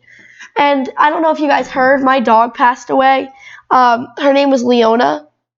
She passed away at 1 by getting hit by a car. And Monstro was around then. He was super confused when she was gone. And we've always like cared for him since then because he's always been a memory of her. And he's always cared for us since she left. So I feel like he realized what was happening and then realized he used to look out for us, which was really sweet of him. Sorry, I'm getting a little emotional. My dog Lucy, she's so sweet. She's a baby, so she growls a lot, but she's the cutest, smallest little dog. So like she's just a baby puppy. When my dad brought her home, I was sobbing. She was so cute. She was like the size of like a little ant, and she was a little baby. I was so excited. My dad was so happy that I was like really happy about it. So, like, I just like them both the same most of the time, but Monstro because of Leona, who has been always my favorite dog. Hold on. So, there's a very sweet story, but now you do realize that I'm going to have to go and tell Lucy and Vinny that you're their least favorite, and we'll have to deal with that fallout here. All right, well, I think Vinny knows at this point. Lucy, you're going to have to tell her it's tight with her because she's a good dog, but I have to. Bye, Lucy. Okay, some more rapid fire questions. What's your favorite song? You said that you could easily pick it out. Any Taylor Swift or Billie Eilish song. Oh. Okay, you're really into Billie Eilish now, huh? Yeah. She's very good, actually. I'm a fan of hers as well. Favorite movie? Okay, this movie. All right, my dad. Oh my gosh. All right, sorry. So my favorite movie. It's not really a big movie because it was directed by Nickelodeon, and Nickelodeon, if you know, you probably know this. It's like a TV show channel. So like it's like a movie made by a kids channel, and like it's really weird because it's like so it's. Do you guys just want to know what it's called? It's called Blurt. Blurt. Blurt. Blurt. So what happens in it? I don't know if most people haven't heard of it, but it's pretty decent. It's made. Have you ever? So I don't know if anyone's heard the show Henry Danger. It's a Nickelodeon show. I have not. Have you heard of the Nickelodeon show called Hey Dude? No. Or Salute Your Shorts? That's weird. No, I'm happy I didn't. Those were my shows. Nickelodeon shows growing up. Henry Danger's so popular. It's this kid who's like Captain Man's sidekick, and he's like this kid who's like a superhero, and is the Captain Man sidekick. He's like more mature than him. That's why it's funny. And he's like, but his name's Henry in it, and it's called Henry Danger. And Henry's the main character. His name's Jeremy in it. And then this other girl, you probably heard of her. She's on tour and stuff. I used to like her. I don't like her as much anymore, but and a lot of people think I still like her. That's why some people make fun of me, because she's like really like cheesy and stuff. Her name's JoJo Siwa. She's this might not surprise our audience, but I've never heard of that name. I have no idea who that is. All right, I'll explain you to her. She talks like this. She talks so fast and crazy. I think it's a good thing, because it's really good so that people like are really confident like her, which is like a good thing. That's why I liked her. But like a lot of people don't like her because she thinks she's loud and annoying, and I'm like, why? She's trying her best. So now I just don't like her, because like I kind of get what they're saying. She can be a little bit overly loud. And also, if she's watching this, hi JoJo. All right, yeah, she's in the movie. She's Jeremy's sister, and she has basically the same personality in it, but she's a little more sassy. Yeah, it's a good movie. It's funny. So what happens is all his thoughts, they're out loud. Like in one part he's like sitting down. He's like, oh, I gotta pee, and then the whole class just laughs. And he's like, or maybe I'm just nervous. I'm glad to see that pee and fart jokes have survived the test of time and have been passed on to the younger generation, because I always said when I was young that they were going to last forever. They were always going to be funny, and I've been proven right. Mm-hmm. So when you're not making videos and editing, what other things do you like to do? Sorry, I had the image of me being weird dancing like a crab in my living room. But okay, so there's that. Sorry. All right, sorry. Which I believe that you've made several videos of yourself dancing. But not, like I said, I try not to be, like, too crazy on the internet. Something that I do at home I wouldn't do in real life. Like, Well, I have to call you out on that, because I recently just heard a story from your mother that you were just at a wedding, and you stole center stage in public in front of everybody. Okay, well, I tried. Okay, first of all. And I heard everybody loved it. Alright, it was a little bad, but what I do at home is way worse. Trust me, you shouldn't see. I dance like a crab, making the weirdest noises in the world, and making out with my dog, but, so. Well, I would encourage you that, I would say that the world needs more of unfiltered you. So you should be as crazy as you are at home for everybody to see, because I think that they'll enjoy it as much as your parents do, as much as we do. I try to show me as much as I could, but sometimes I get a little too nervous. See, I have this thing, it's called obsessional anxiety, and I get very anxious about things easily. I've dealt with it all my life, and it's always been a struggle for me, and it got worse and worse as I got older. And YouTube's been a thing that helped me overcome that. And so, like, I try not to show too much because of that reason. But I do show myself a lot, and that's interesting. So you feel like YouTube is kind of a way to overcome that, I don't even know what to call it, but that personality trait that you have. Mm-hmm. The creating the videos has kind of been an outlet for you to get over that a little bit. That's very interesting. Again, a reason why I would argue that as you become more comfortable on camera, to do more of that, because to show who you really are, we're learning every day that people enjoy that. Mm-hmm. I want to ask you what you use to edit your videos. This may be shocking because most of you have heard of it. If you have an iPhone, you've probably seen it at least. It's a blue app with a star and a camera on it. It's called iMovie. It is like very basic, but I've seen all the Easter eggs and small parts about it. I've seen every detail of it. So like I know all of the small like things that people don't know about it. So usually it's a basic app that people like little editors do that aren't that big. But since I know all the tips and tricks, like I know my way around the app really well. So I'm pretty decently editing things. So one of the things that we wanted to do for you today, I have a subscription. Did you ever hear of Adobe Premiere, After Effects, Adobe Photoshop? Kind of. So they're what most industry editors use. They're powerful editing programs, editing software. It's all nonlinear, digital, and you can do a lot with it. And we'll look at it a little bit later on. But I have a subscription to all the Adobe products, and that's what I use to do my editing. That's what, like I said, the industry uses. And it allows you to have several people signed on at a time. So starting today, we're going to give you access to that editing software so that you can use it. And there's tutorials and there's many, many things that you can do. And you can kind of find your niche and what you enjoy doing, whether it be altering pictures and making graphics or just straight up editing video. You'll have access to do all that kind of stuff. All right, I was thinking I do want to do that, very much so. Don't get me wrong, I really want to do that. But I also do want to use iMovie as well because it's an app I'm very strong with. So I'm going to do like 50-50 because I'm going to just, and also I just want to see which one I like most because I've been dealing with iMovie for probably like 2 or 3 years now since like 5th grade. Oh, yeah, it's 2 years. I'm 7th. Dumb. All right, yeah. No, and you use what you're comfortable with. Yep. But to give you the opportunity to just kind of explore what these programs are capable of, it's something that I think you're going to enjoy. I think you're going to find it and like it a lot more than iMovies. iMovies is great. Like you said, it's simple. This you're going to be able to do a lot more and be able to explore that creativity a lot more. I also want to ask you if you have any advice for people out there that are getting bullied themselves. Never give up, and it'll get better always. There's always hope wherever you are in your life. That's some good advice. It's some advice that is way beyond your age. Oh yeah, I've dealt with a lot.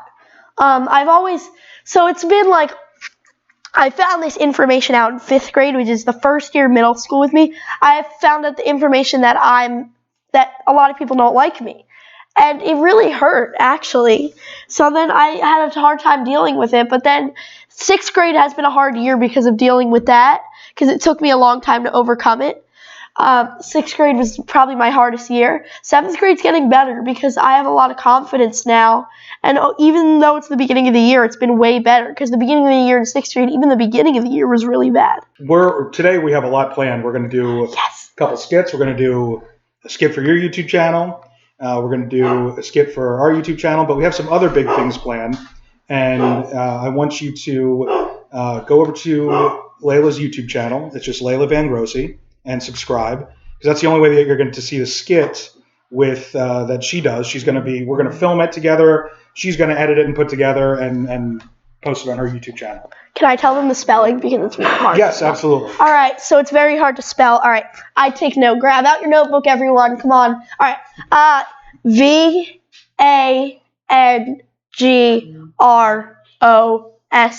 I know it's a very long last name. Vangrossi. Yeah, Layla Vangrossi. Layla is easy. Layla. You probably knew that. I also just want to mention that my name, it's very cool because like in like where I live, it's not really a popular name. It's usually in like it's like a Middle Eastern name. So it's very cool that I have that name. But some people have that name, but not as many. It's not like a name like Amanda or something or Paul. I'm just naming my parents' name, but yeah. So we learned that you don't find your parents' names very interesting. Not at all. It's also, Layla's a famous song, too. I don't know if you've ever listened to the song. That's actually why they named me that. Yeah, it's a great song. I think it's okay, but it's not really my style. I like pop.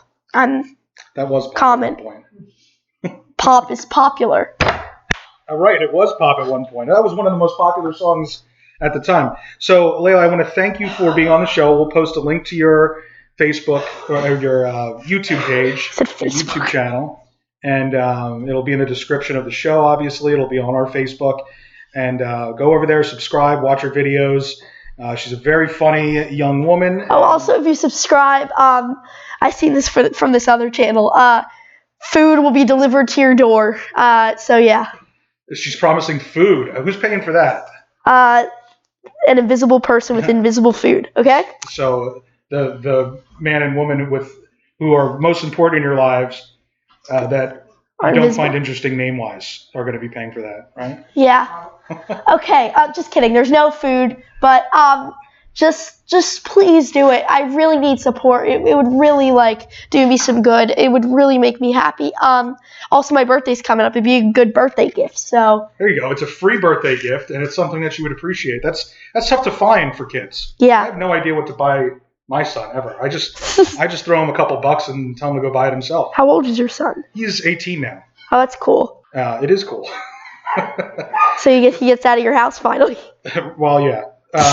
So again, I want to thank you for spending some time with us here. Let's go get to those skits, and do me a favor. Promise me that no matter what, no matter how much crap you get from your friends and maybe not your friends, but the people at school, keep doing what you're doing, because I think you're pretty good at it. You have you're almost a natural, if I can say that. So don't let those people discourage you. Bullies are terrible. Unfortunately, they exist. But keep in mind that some of the most successful people in the world were all bullied when they were kids, and look at them now. They're laughing at the people that were laughing at them back then. So don't let it discourage you. Be yourself and keep doing. Oh, and be a unicorn, everyone. Right. I'm a unicorn. Absolutely. The world needs more of you, Layla. Thank you for being on the show. Bye. Okay, we're back. That was our interview with Layla. We don't know how it went yet because we're doing it the day after we recorded these little segments here. The magic of podcasting. We just gave the whole thing away. But, I was typing this outline. I almost forgot our end of show segments and what order we did them in. So I really had to think. Thinking's hard. But I won. I remembered them. Yeah, I know them. So let's talk about, what did we learn today? Mounts, you want to go first? You go first. Yeah, you haven't talked in a while, Mounts. I feel like I feel like I took up all the time today. I'm just it's been so long since we've done Pookie in Paradise. I just had a lot to get out. So none of you matter, only me. Get your own podcast if you want to talk the whole time. So yeah, what did you learn, Mounts? Okay, that's great. Thanks. I learned that singer. I zone out when we start talking about politics. Yeah. No. Well, that's the whole, and that really pissed me off, because it was a little political, it was, like I said, cryptic in a way, but it wasn't really that thinly veiled. I didn't want it to be about politics, but other people made it purposely about politics just to get me fired up. Right. So I totally understand why you zone out, and I'm sure our audience does too. But I'm going to try and cut that up so it's only like 5 minutes long. Okay. Go ahead. That's okay with you. Fine with me. I'm cool. So that's a good thing that you learned. Leah, what did you learn? On this educational program? I learned. I learned that Mounts may have gone to culinary school, but he never learned that ovens are hot. That's what I learned. Yep. He went to culinary school, but might not have learned culinary. I can put it in a fridge, but I learned this a while ago, but I learned that whole saying that there's nothing stronger than a family's bond is complete and utter bullshit. Yeah, I would say that I learned that today too, but again, I've known that for a long fucking time. It was reinforced today. Yeah. Right. I'm actually looking forward. One of the reasons I'm truly looking forward to going to Orlando is just to try and align myself with like-minded people, so that I have that in my life every day instead of the opposite. Yeah. Yeah. It's easier as you get older to find them. It's like you could search out a like-minded person. Right. It's the whole approaching them in a not killer sort of way. Right. Well, I really think you should just walk up to people in restaurants that are eating soup and start a conversation. That's the whole point. Right? Exactly. Would you like to make soup with me? A lot of women are going to go running, and men too, frankly. Okay, so we have the burning question. This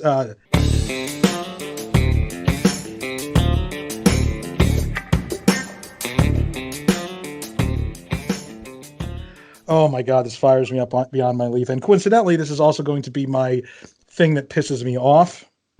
It differs a little bit, but the burning question here today is, why is it that men can't seem to put the toilet seat down at home, but don't seem to have the ability to put the toilet seat up in public restrooms? Okay, so this one I think I can take, even though I don't really know.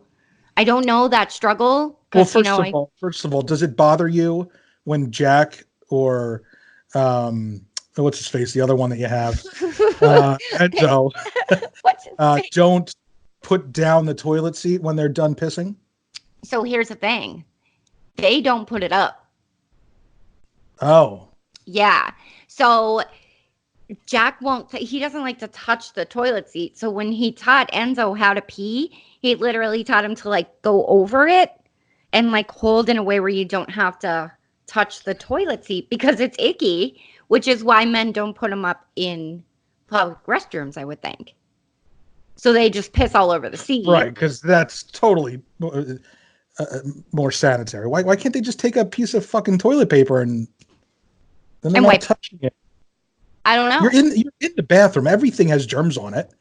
Yeah, I agree with you. It's all over the floor, which you're going to take your shoes off later. You can't avoid other people's piss in the bathroom or fecal germs. They're all over the place. Boys, the very first episode I was ever on, we talked about how gross boys are in the bathroom, and now the most recent. You guys are gross. Well, Mounts, what are your thoughts on this? This drives me fucking insane. Publicly, girls' bathrooms are grosser than men's bathrooms. That's what we hear, yeah. No way. I know from the restaurant that I used to work at, a woman wrote just shit. Mid-shift, Mounts just pops in the women's restroom. Check out what's going on. No. A server went in there, and a woman had written shit in shit on the wall. Oh my God. Of the stall. I personally just sit to pee every time, so I don't even worry about it. Do you sit to pee? Every time. Unless there's like, I'll use a urinal. I'm not going in a stall to piss. I'm not touching well, I'll sit to pee in public, but I won't touch a urinal, or I won't touch a toilet seat in public with my hand. See, that's my thing. And what he just said, why don't you just use a urinal? Don't you have urinals like in every public bathroom? Well, not every, but why not? Well, sometimes if there's a line, if all urinals are taken, you go into a stall to pee. You're not gonna wait for a urinal just for the sake of using a urinal. But then the problem is, though, Mounts, if the other guys who go in there don't lift up your seat, right? They probably peed all over the seat, which means that there's pee all over the seat. So when you sit to like poop or you sit to pee, it's gross. That's true. Right? Is that what you're complaining about? Oh, yeah. I'm just waiting till we get to the thing that pisses me off about this. I get it that, when you're at home, it's you, and if you live with somebody, but it's still gross. It's still somebody else's piss. Like, no, yeah, I get what you're saying, but I don't get the mindset behind it. And especially if you're just going to piss all over the toilet seat, that's super disgusting. All right. So we didn't really answer that question. I mean, Lee, you gave it a shot, but there is no sound logic behind why men do this. Just the fact that they're fucking dicks, I believe. So let's move on to things that piss us off.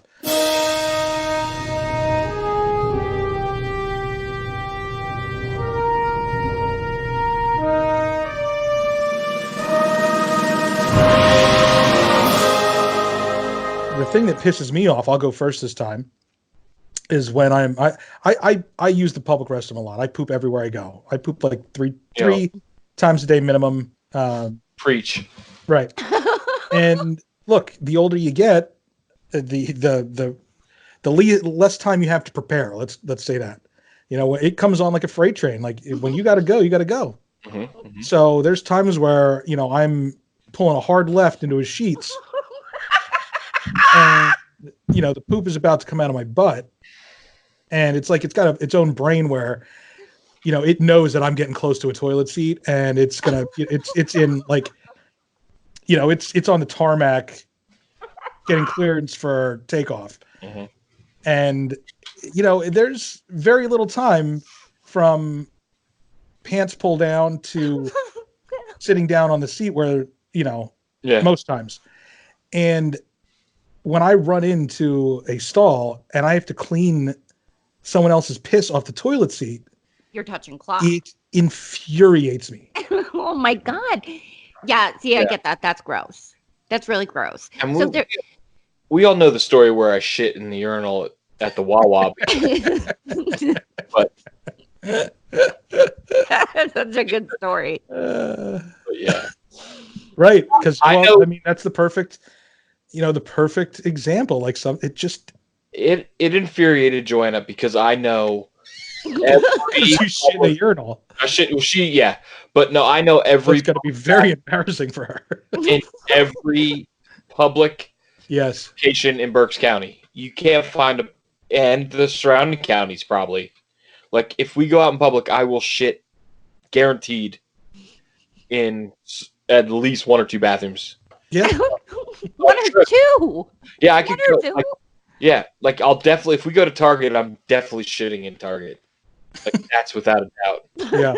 See, and it's crazy because like I'll wake up in the morning, I'll take a shit. That's just the first thing I do. Then I'll eat breakfast, and I'll take another shit right after that breakfast. And then I'll get in the car, and you damn well know that another shit's coming at some point.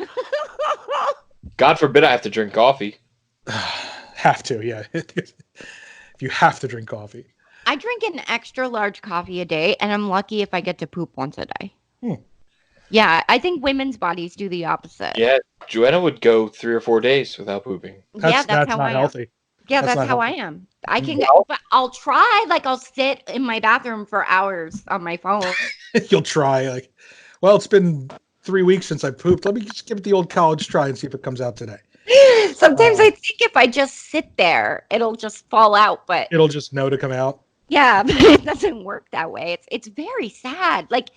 I'm so jealous. I wish that I had that problem. Like, I wish I could poop. Yeah, no, you don't. It's not fun. I'm at least 3 or 4. I don't mind. That's how my husband is. I want to poop at home. I enjoy not pooping at home. I did this. I filmed. I should probably put it together. But when I was on going to the Outer Banks one year, it was like 2 years ago.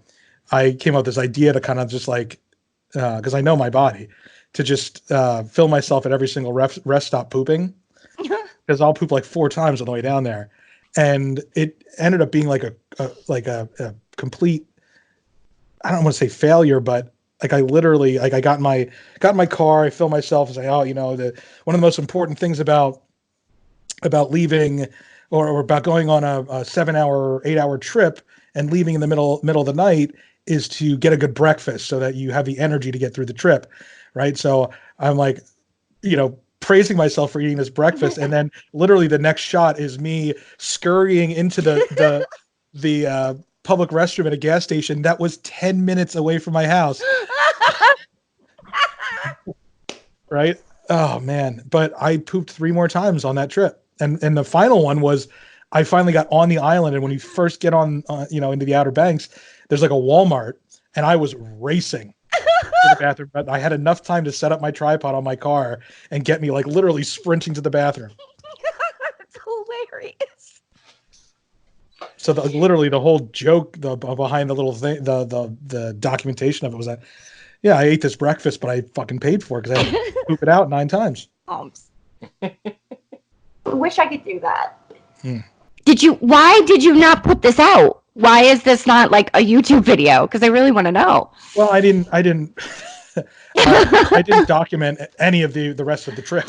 Well, no, I don't need to see the rest of it. I just want to see the pooping stops. That's hilarious. Right. All right. I'll just edit it tonight. There you go. Put it up on YouTube. What pisses you off, Leah? Me? Mm-hmm. Just for those of you keeping count at home, Leah's on her 11th cigarette. She's doing a fantastic job of quitting. I'm really good at it. So, I guess if I'm going to be totally honest today what pissed me off were my children. Mm. But I would also like to say that it's because of claw games at like Arnold's and places like that. Mm. Those fucking claw games. Because they put these amazing toys in there. So I got 2 cards. So Jack and Enzo, my 2 sons, had 1 card, and my 2 daughters had another card. $40 on each. Go have fun. They blew them all on the clean machines, and then they're sad because they're walking away with nothing. Because claw machines are rigged. And then they're screaming and crying, and they're all, this place is a ripoff, Mommy. Why didn't you take me somewhere better? And I really wanted to smack them all. Right. Well, so okay, we'll never come here again. Well, that's kind of exactly what happened. Okay, we're done. You're never going to a video place again. You don't appreciate anything. You know, one of those situations in the restaurant. Can we just back up a second? Did you just say that you bought a card for your adult husband and your son and gave it to them? Jack couldn't buy his own card. No, that's not what I meant. I meant I was in charge of the girls, and they shared a card, and Enzo basically had his own card, and Jack was in charge of him. That's what I meant by that. Although, he probably played a couple games too, so I'm not really sure. I didn't realize that you supported traditional gender roles. Mouse, what pisses you off? Well, I started a new job, and what pisses me off is like having to meet a whole new set of new people. Yes. Try to like I'm a very easygoing person. I get along with a lot of people, and it's just there's that one person who is like gotta be your ambassador, who's like, watch out for this fucking guy. Look out. And then it turns out that that's the guy that everyone hates. Exactly. That is, oh my God, that's so good. I got the job. A friend of mine, an acquaintance of mine works there, told me to come in, and he's all right. But then like I don't work with him all the time. And so I'm working with there's at least 35 people in there. And I'm getting to know everyone, and everyone seems pretty nice. And there's one guy who's like, you got to watch out. You know, people are shit talkers, but he's the only one that shit talks everyone else. Like everyone I've met is like, you know, everyone's cool here. They all have their, you know, personalities. You're going to make up your own mind. And then this guy comes in and he's like, watch out this guy. He's a fucking asshole. This guy is lazy, doesn't do his job. I'm like, he's the one worried about everyone talking shit, and he's the only one talking shit. Oh God, I'm totally with you. I hate that dynamic of just starting in a new place and having to get to know the people that you're going to tolerate and the people that you're going to literally despise, because those are the only 2 levels. Yeah, there is in my world. Jeff, you're such a pleasant man. You really are. Well, it's the truth. I mean, like, I'm not gonna fucking hang out with any of these people outside of work. So, because Joanna won't let you. Well, yeah, I mean, besides that, like, just I don't care enough to make new friends. So, like, I don't hang out with the friends I have now enough that I want to hang out with. So I'm not going to be like, oh, I just met you. Let's go fucking out, have a drink or 2. Right. I mean, maybe I will, but it just like, so I'm either going to enjoy the time I have, or I'm just going to not deal with you at all.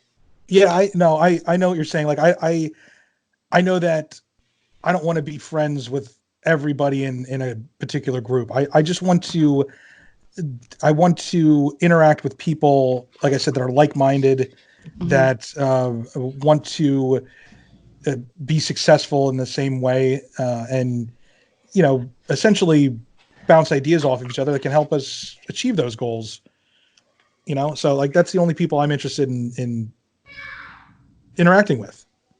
No, I totally get it. And the other thing too is like the guy that is being your ambassador, and it turns out that everybody hates, there's a reason that he's trying so hard to tell you who to be friends with, because he's that adult that has no friends. Well, that's 100%. Like, I caught on.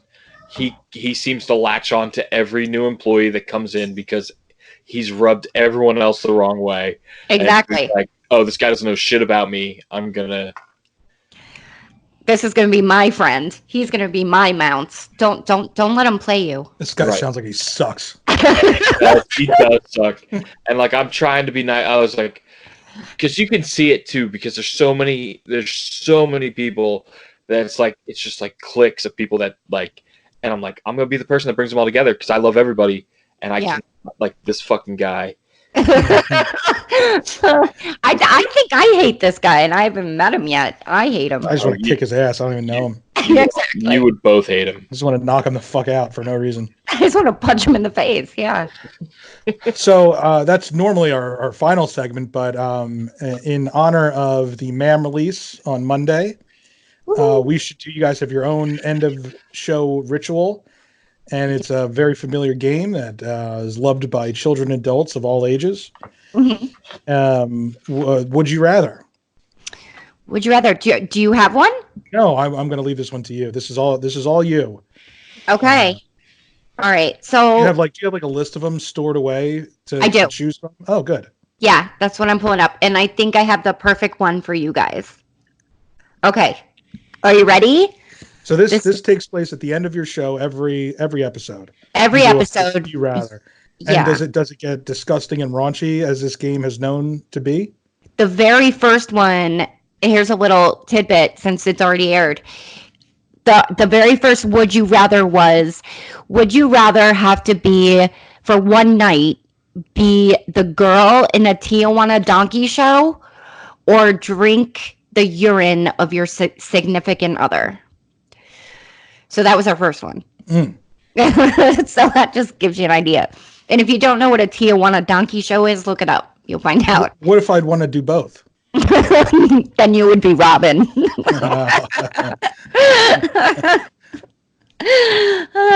Okay, are you ready? I would only do the first one if Mounts was the donkey. Well, of course, Mounts is the donkey. Is that a question? I'm just getting this like the donkey from Shrek, only with Mounts' face. Okay.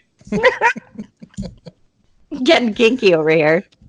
All right. So what's our would you rather? Okay. Oh wait, now I lost it again. Hold on. Great. There's two of them that are really funny. Hold on. Okay, where's the one with the green shirt? Because it's really good. The sun is out. Hold on. Oh, here it is. Okay. Would you rather be compelled to high five every person you meet, or to be to be compelled to give wedgies to anyone in a green shirt?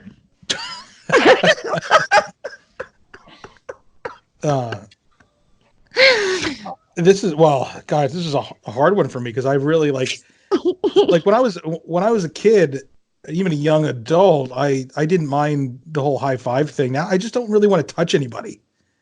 I'm not a germaphobe or anything like that. I don't worry about the guys. I don't want to high five you.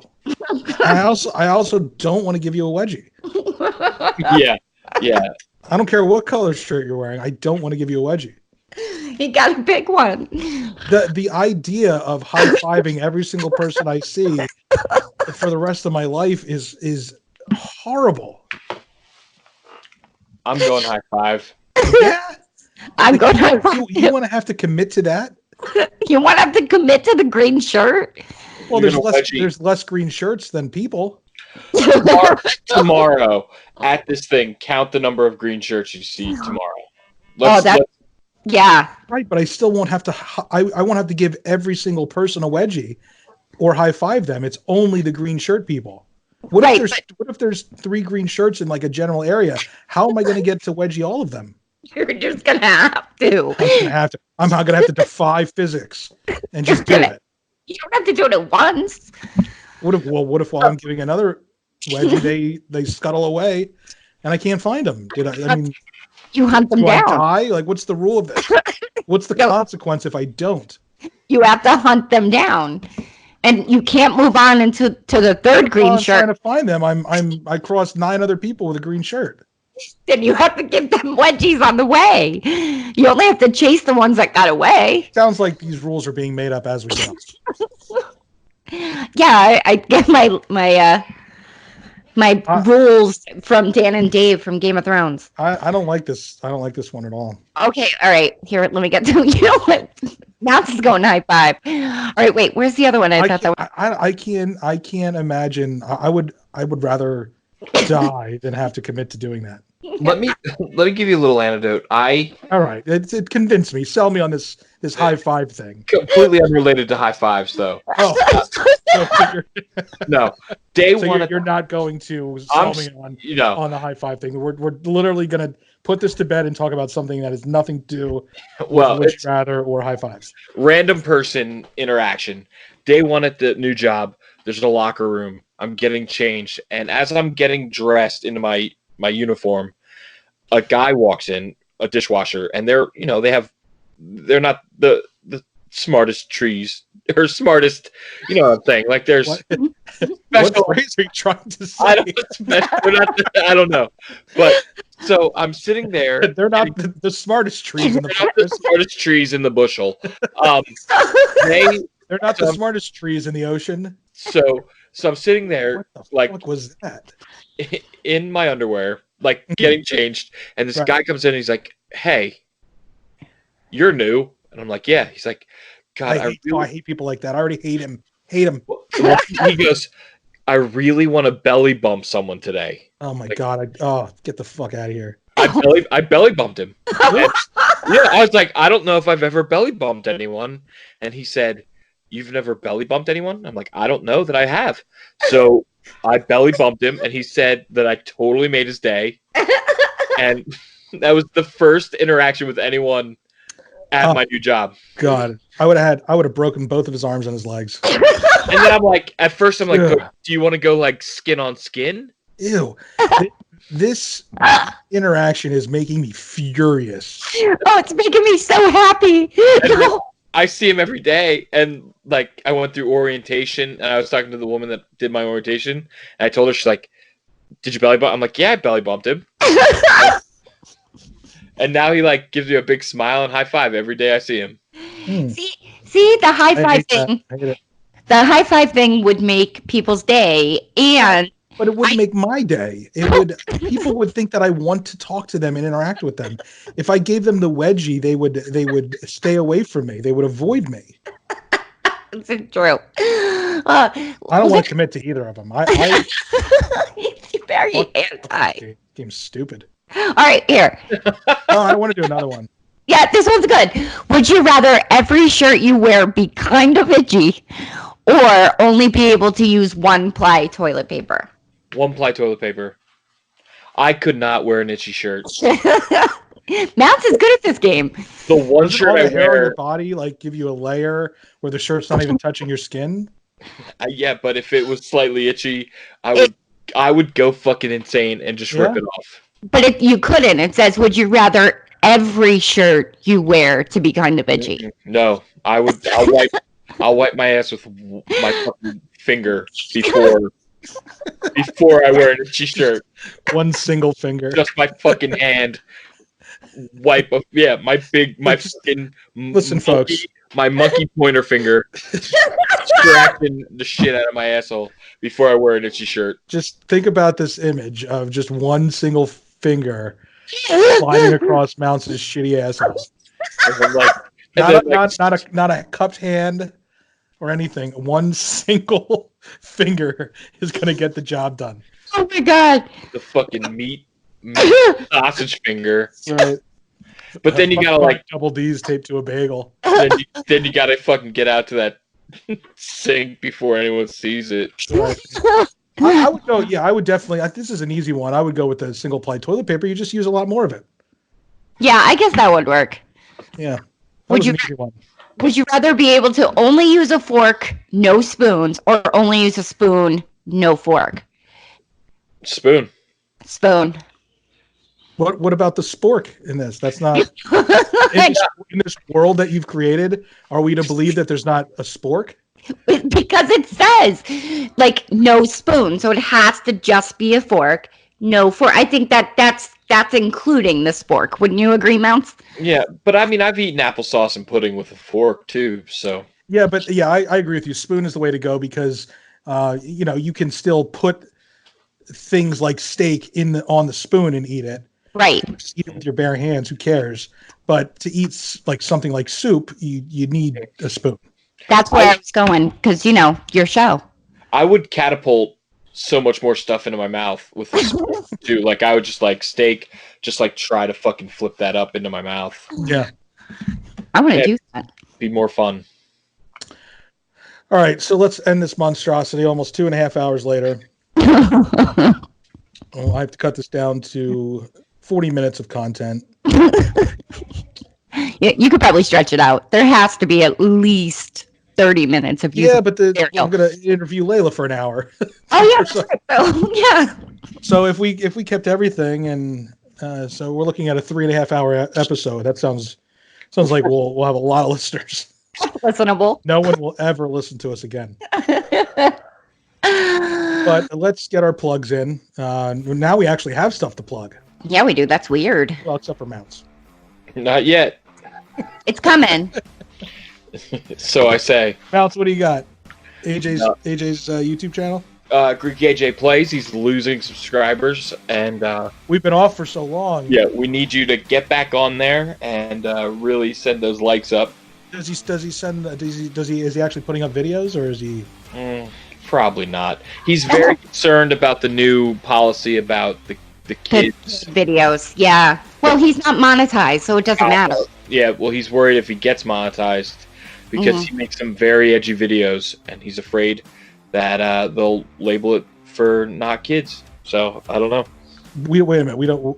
Why do we want to be labeled as for kids? Yeah, just have him not do the kids part. I think kids have to be. If the kid's in the video, Oh. kids channel, if the child runs the channel, it has to be Yeah. Gotcha. That makes sense. marketed towards kids. Yeah. Yeah, I can understand his frustration, but Well, I was like, buddy, you have like you got to be real with him. That's what you're concerned about. It's like, At this point. Why don't you get to the point where you can monetize the channel and then worry about? And then worry about it. Yeah. but yeah. That's funny. Aaliyah, what do you have to plug? I have my new podcast, Moms in Mayhem, with Robin Phillips and Amanda Wagenseller.